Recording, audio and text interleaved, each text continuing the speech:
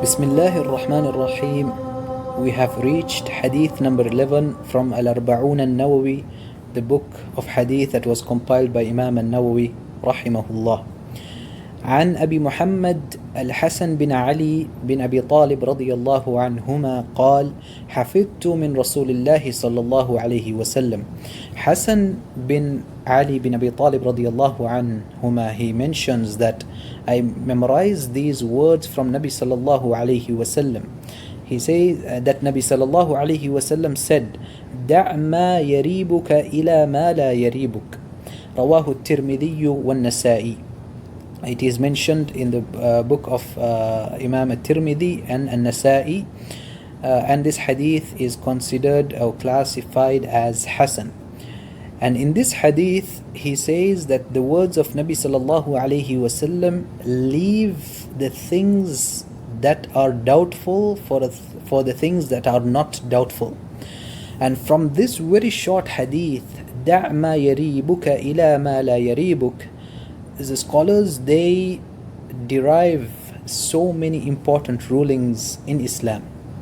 From those lessons is the very first thing that we study or we learn is that when we come to things, or when we come in terms of, let's say, income, or whether it be food that we eat, or something that we do, when it's doubtful, we are not sure of it, we always leave it for the things that are not doubtful. That means yaqeen always takes precedence over things that are doubtful. Facts or truth, things that we are certain of, takes precedence over things that are doubtful. Let's say, for example, if someone is in salah and he is in doubt whether I have prayed 4 rak'ah or 3 rak'ah of Asr, let's say.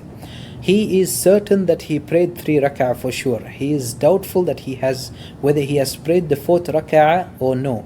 So in this place he leaves or he considers that he prayed 3 rak'ah and he continues on to pray the 4th rak'ah and he does sajda sahu.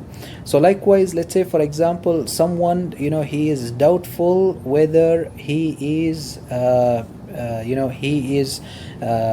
pure or no, whether does he have wudu or no, and he tries to remember the very last thing that he is certain of.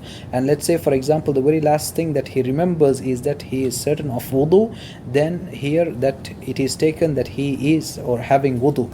Likewise, when it comes to things that are, let's say, for example, whether it be games, whether it be business, whether it be food that we eat or income, when you have things that are doubtful, we try to make sure that we leave those things for things that are certain.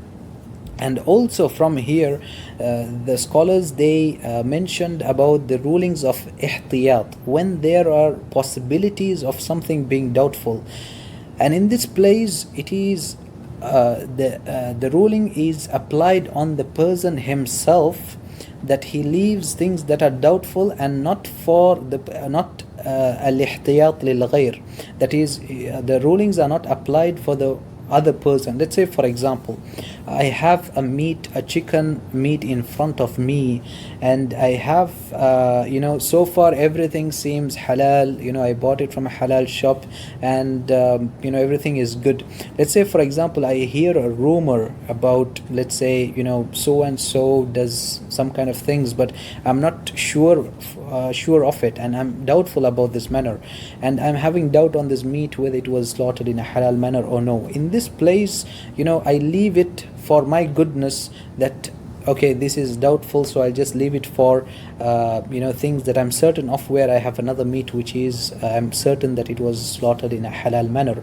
But I cannot go and implement this ruling on another person, because when it comes to the others, you implement things that are only yaqeen until there is something, if there is something doubtful, then you have to prove that doubt is true until you can implement on him. Let's say, for example, there is someone else and he is going to eat from that meat, and you heard a rumor, you are not sure of it, you are not sure or you are not certain that this person has done so and so. So in that place, what you do, you cannot go and say to so and so, oh, I heard a rumor, so it's better not to eat from that meat, etc., etc. But you cannot do that, and you cannot prohibit the other person from eating from that unless he himself leaves it from himself.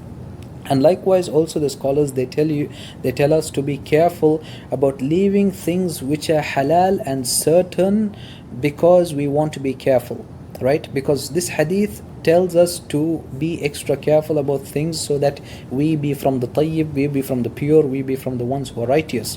So the scholars, they caution us to not to leave things that are haram and certain, because you kind of have waswas on it, right? It was revealed on Nabi sallallahu alayhi wasallam, Ya ayyuhan nabiyyu lima tuharrimu ma ahallallahu lak. Why are you making it haram upon you while Allah subhanahu wa ta'ala made it halal? So that is another thing where, when something is halal and it is proven that it is halal, and you don't have anything doubtful or anything that is saying that this is haram, but just because you have waswas, or just because you have random thoughts, or random mindset, etc. issues, you don't make it forbidden on yourself, or you don't make it haram upon yourself.